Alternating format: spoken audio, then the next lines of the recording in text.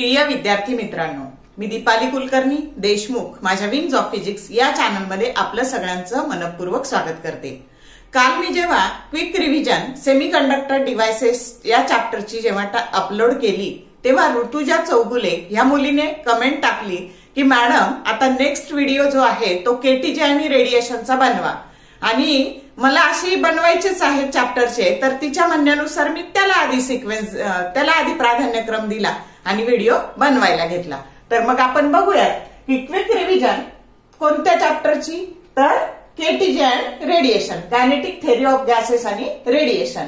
मग आता बघा, जेव्हा आपल्याला चॅप्टर शिकायचा असतो तर तेव्हा आधी आपल्याला काही कन्व्हर्जन, काही कॉन्स्टंट हे लागतात आणि त्यातल्या कन्सेप्ट आपल्याला क्लिअर लागतात। मग आता बघा, जेव्हा 1 लिटरचं मीटर क्यूब मध्ये कन्व्हर्जन करावं लागतं तेव्हा 1 litre that is equal to 10⁻³ metre cube हे पहिलं कन्व्हर्जन आपल्याला न्यूमरिकल सोडवताना लागतं। मग ते रेग्युलरचे असू दे, सीईटी नीटचे असू देत। त्याच्यानंतर 1 मोल जो गॅस असतो ना, तर त्या किती असतो, तो असतो 22.4 लिटर तो गॅस असतो। आणि 22.4 लिटर म्हणजेच किती, तर 22.4 इंटू 10 ह्या लिटरचं आपण मीटर क्यूब केलं, 10⁻³ मीटर क्यूब। आणि त्याच्या 1 मोल गॅस मध्ये किती नंबर ऑफ मॉलिक्युल्स असतात, तर ते असतात 6.023 इंटू 10⁻23 एवढ्या नंबरचे गॅस मॉलिक्युल्स तिथे असतात आणि त्यालाच आपण म्हणतो अवोगॅद्रोज नंबर NA। मग हे सगळं क्लिअर झालं का?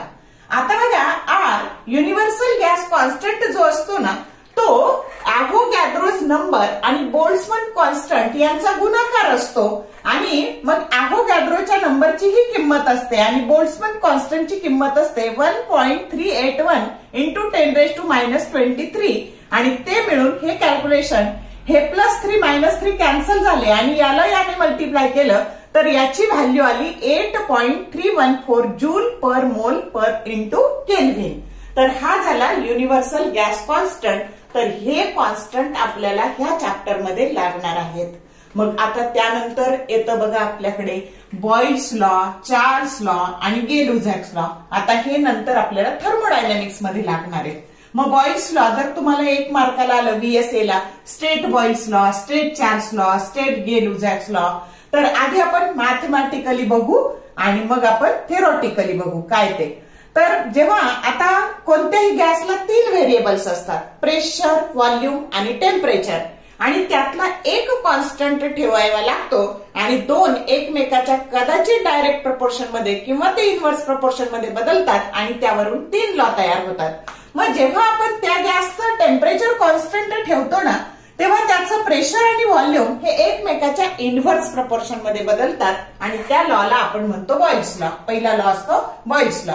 मग आता काय, याला काय स्टेट करायचं बघा, for fixed mass of a gas at constant temperature the volume of given mass of a gas is inversely proportional to its pressure.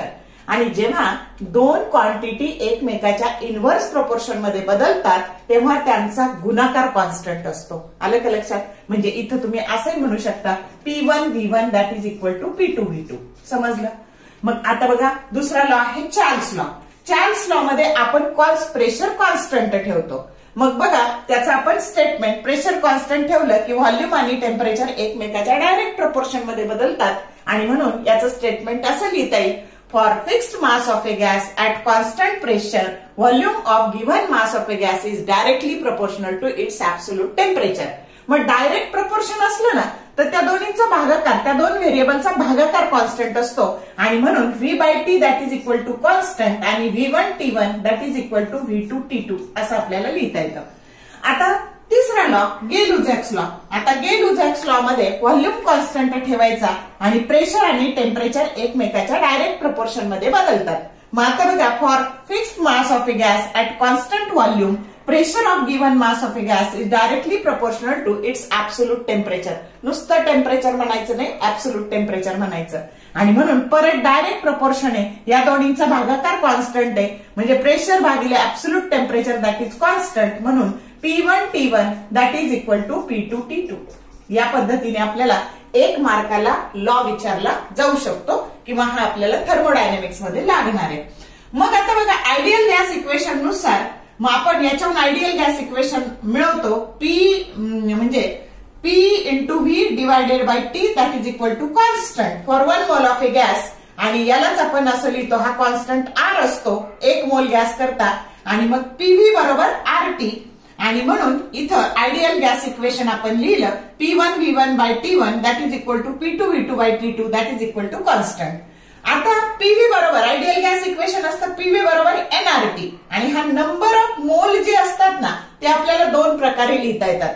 Number of mole म्हणजे काय, तर आता समजा हा दिलेला जो गॅस आहे तर त्याचं मास ऑफ द गॅस, आणि मोलर मास, मग मोलर मास हे m0. आता मोलर मास म्हणजे काय, तर 1 मोल गॅसचं जे मास असतं त्याला मोलर मास असं म्हणायचं. मग आता मास ऑफ द गॅस समजा हे तुम्हाला दिलं की 7 ग्रॅम 5 ग्रॅम, आणि तो जे गॅसचं नाव दिलं तो ऑक्सिजन असेल नायट्रोजन असेल तर त्याचं मोलर मास. समजलं का? मग m म्हणजे मास ऑफ द गॅस आणि m0 म्हणजे मोलर मास. आणि तेच कशा बरोबर असतं, तर n बरोबर m divided by m0 that is equal to n divided by na. आता n म्हणजे काय, तर याच्यामध्ये समजा याच्यामध्ये 100 मॉलिक्युल्स असतील ह्या गॅसमध्ये, तर ते झाले 100, आणि na म्हणजे अॅव्होगॅड्रोज नंबर. मग आता हे जर 100 असले आणि अॅव्होगॅड्रोज नंबर हा आहे 6.023 into 10⁻23, आणि याने त्याला भागलं की आपल्याला नंबर ऑफ मोल्स मिळणार आहेत. कळले का हे दोन्ही फॉर्म्युले?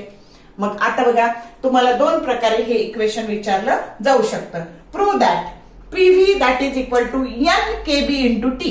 मग हे कसं मिळवायचं, तर ह्या n ची किंमत टाकायची n बाय na, आणि ह्या R ची किंमत मी सांगितली na इंटू KB, आणि इंटू हे T.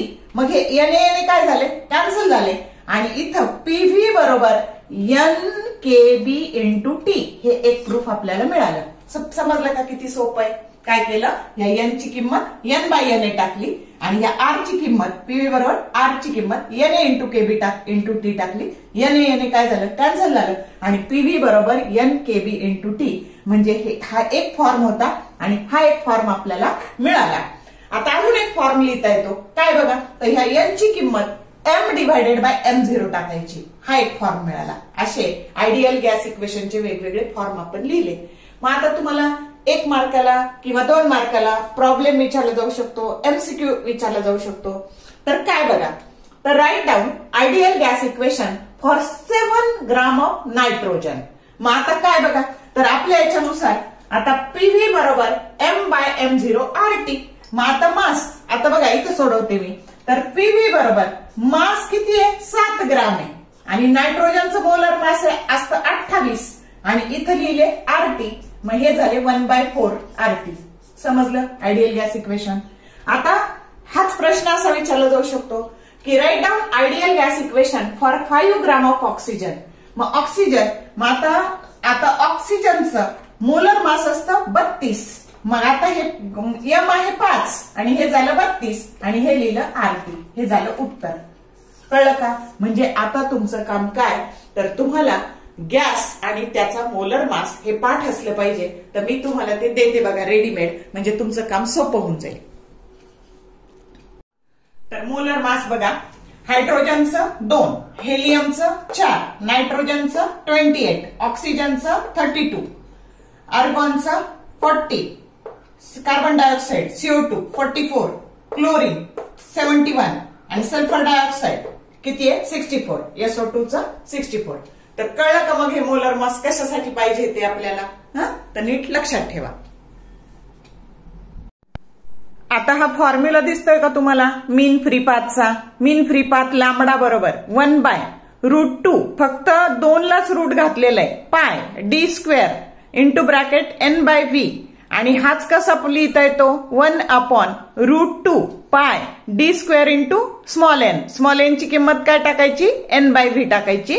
हा नीट 2020 ला 4 मार्काला आलेला आहे, आणि आपल्या बोर्ड परीक्षेला फेब्रुवारी 2023 ला 1 मार्काला आलेला आहे. फॉर्म्युला चांगला करा. आता बघा हा चार्ट केअरफुली बघा, हा चार्ट खूप उपयुक्त आहे. याच्यामध्ये मी तुम्हाला डिग्रीज ऑफ फ्रीडम दिलेली आहे, प्रत्येक गॅस साठीची म्हणजे mono atomic, diatomic rigid, diatomic non rigid, triatomic non linear, triatomic linear आणि पॉलीॲटॉमिकचा गॅमा विचारला जातो तुम्हाला जनरली. तो विचारलेला पण आहे, PYQ आहे. तर डिग्रीज ऑफ फ्रीडमचा फॉर्म्युला असतो F बरोबर 3n-r.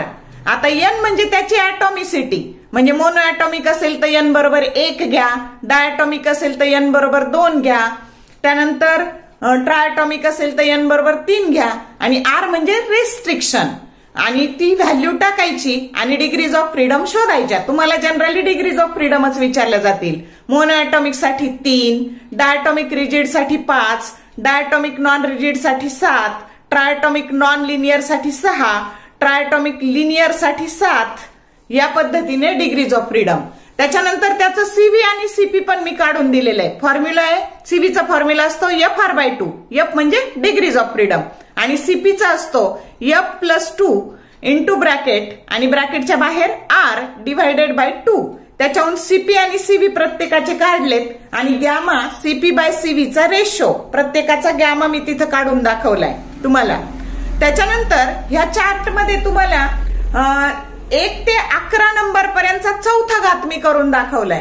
तो कशासाठी लागणार आहे तुम्हाला, तर स्टीफन्स लॉ ऑफ रेडिएशन जे तुम्ही T⁴ चे जे प्रॉब्लेम सोडवणार आहे ना, तर त्याच्यासाठी लागणार आहे.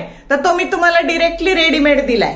आणि तुम्हाला अजून एक प्रश्न विचारला जातो की गॅमा तुम्हाला R/CV ची व्हॅल्यू दिली जाते आणि तुम्हाला तो गॅस कोणता आहे असं विचारलं जातं. मग R/CV बरोबर 0.67 असेल ना, तर त्याच्यात 1 मिळवायचं म्हणजे गॅमाची व्हॅल्यू होते आणि गॅमा 1.67 कोणासाठी आहे, मोनो ॲटॉमिक साठी. मग R/CV बरोबर 0.4 असेल तर गॅमा काय होईल त्याचा 1.4. तो कोणासाठी, तर गॅस असेल डायॲटॉमिक. R/CV 0.33 दिलं ना तर त्याचा गॅमा होतो 1.33. गॅस येतो ट्रायॲटॉमिक नॉन लिनियर आणि R/CV बरोबर 0.28 दिलं ना तर त्याचा गॅमा होतो 1.285 म्हणजेच 1.29 आणि तेव्हा गॅस असतो एकतर डायॲटॉमिक नॉन रिजिड किंवा ट्रायॲटॉमिक लिनियर. तर या पद्धतीने हे सगळं रेग्युलरला आणि सीईटीला पण महत्वाचं आहे. हा चार्ट चांगला करा आणि मेयर्स रिलेशन डेरिव्हेशन चांगलं करा किंवा त्याच्यावरचं न्यूमरिकल करा. ते 3 मार्काला विचारलं जाईल आणि इथं केटीजे अँड रेडिएशनची हाफ पार्टची रिव्हिजन कंप्लीट झालेली आहे.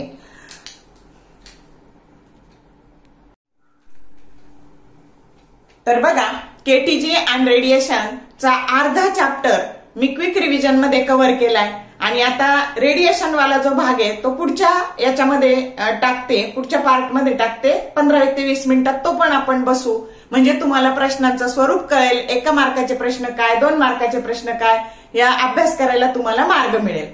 तर बघा, जर व्हिडिओ आवडला लाईक करा, शेअर करा. त्याच्यानंतर जर चॅनलला सबस्क्राईब केलं नसेल तर सबस्क्राईब करा म्हणजे येणाऱ्या व्हिडिओचे नोटिफिकेशन तुम्हाला मिळत राहतील. आणि लाईक करायला, कमेंट टाकायला कंजूशी करू नका, कारण हे खूप कष्टाचं वेळखाऊ काम आहे. तुमच्यापर्यंत जो 15-20 मिनिटाचा व्हिडिओ येतो त्याला 3 ते 4 तासाची मेहनत असते, हे लक्षात घ्या. आणि तुमचे कमेंट, तुमचे लाईक्स हीच आमची काम करण्याची ऊर्जा आहे. दुसरा आम्हाला मोटिवेशन, तेच आमचं मोटिवेशन आहे. तर all the best for your study and exam and thank you for watching this whole video.